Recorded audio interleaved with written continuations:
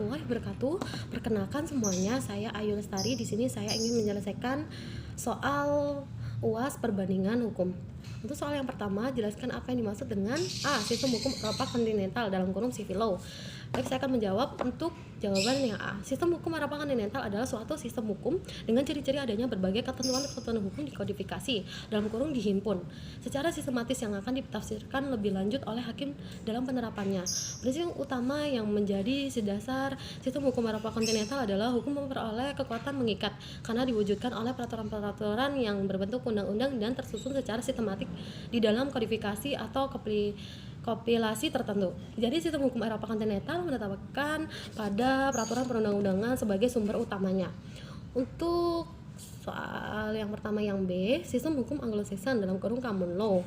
Misalkan menjawabkan sistem hukum Anglo-Saxon dalam kurung common law adalah sistem jajahannya. Sistem hukum common law mendasarkan pada putusan pengadilan sebagai sumber hukumnya. Sistem hukum Anglo-Saxon adalah suatu sistem hukum yang didasarkan pada jurisprudensi, yaitu putusan-putusan hakim yang terdahulu yang kemudian menjadi dasar putusan hakim-hakim selanjutnya.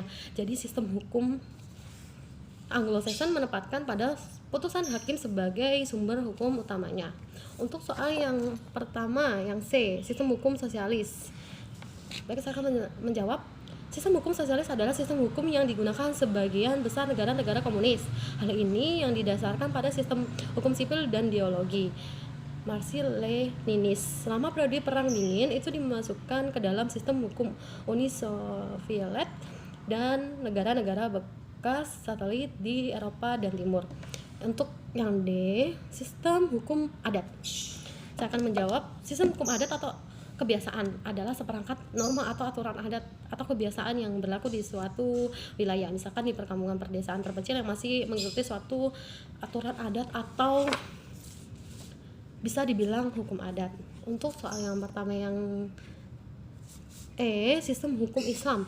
Sistem hukum Islam, definisi hukum Islam adalah yang berisi suatu aturan yang diadakan oleh Allah Subhanahu wa taala untuk umatnya, yang dimana dibawa oleh Nabi sallallahu alaihi wasallam, baik hukum yang berhubungan dengan kepercayaan, akidah maupun hukum-hukum yang berhubungan dengan amaliyah, perbuatan yang dilakukan oleh umat manusia atau umat Islam semuanya.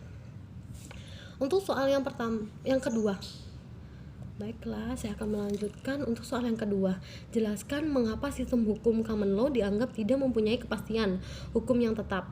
Apakah ruang lingkup pengajian dari perbandingan hukum tersebut? Jelaskan. Menjawab untuk pertanyaan yang kedua. Karena hukum yang berlaku adalah hukum tidak tertulis atau hukum kebiasaan yang berkembang melalui putusan-putusan pengadilan, baik menggunakan strike dari sisi atau keputusan hakim terdahulu untuk perkara yang sejenis sebagai dasar pembenaran keputusan.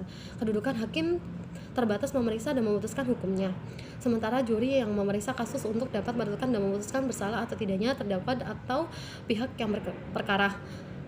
Keterlibatan juri menunjukkan bahwa keadilan tidak tergantung sepenuhnya kepada lembaga peradilan, tetapi menjadi bagian integral kehadiran masyarakat dalam proses penegakannya. Baik, saya akan melanjutkan untuk soal yang ketiga.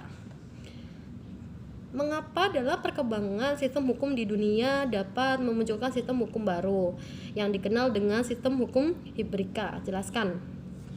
Baik, saya akan menjawab untuk pertanyaan yang ketiga. Hukum hibrika adalah hukum yang lahir dari campuran antara tiga basis sumber hukum, yaitu sebagai berikut: hukum adat, hukum Islam, hukum Eropa. Telah dijelaskan oleh Hamdan, di masa penjajahannya, pengaruh hukum Belanda sangat kuat di Indonesia. Namun sebelum masa penjajahan Belanda, pengaruh hukum adat dan hukum Islam.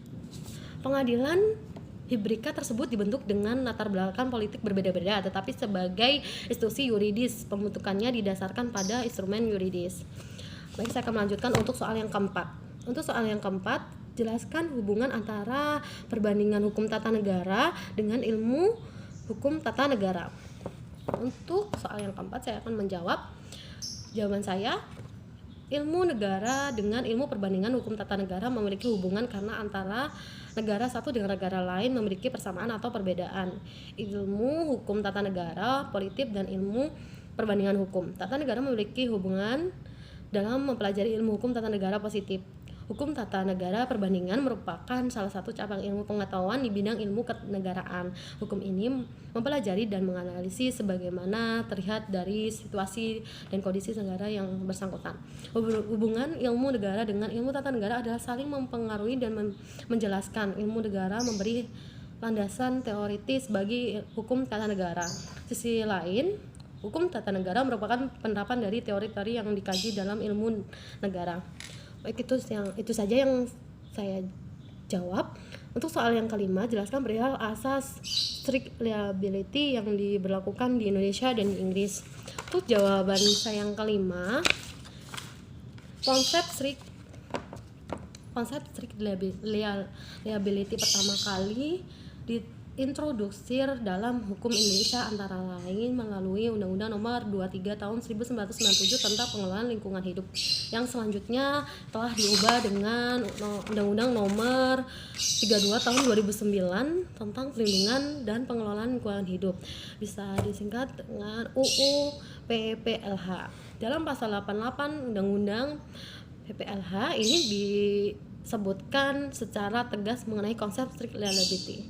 Penerapan asas strict liability sangat erat dan berkaitan dengan ketentuan dan terbatas. Agar lebih jelas hal-hal yang menjadi landasan penerapan strict liability crime. Penerapan itu sangat penting terhadap kasus-kasus tertentu yang menyangkut membahayakan sosial dan antisosial, membahayakan kesehatan dan keselamatan serta moral publik. Kasus-kasus seperti penerapan lingkungan hidup, perlindungan konsumen, serta yang berkaitan dengan minuman keras, pembelian senjata, dan pembelian obat-obatan terlarang merupakan kasus yang sangat memungkinkan untuk diterapkan strict liability. Baik.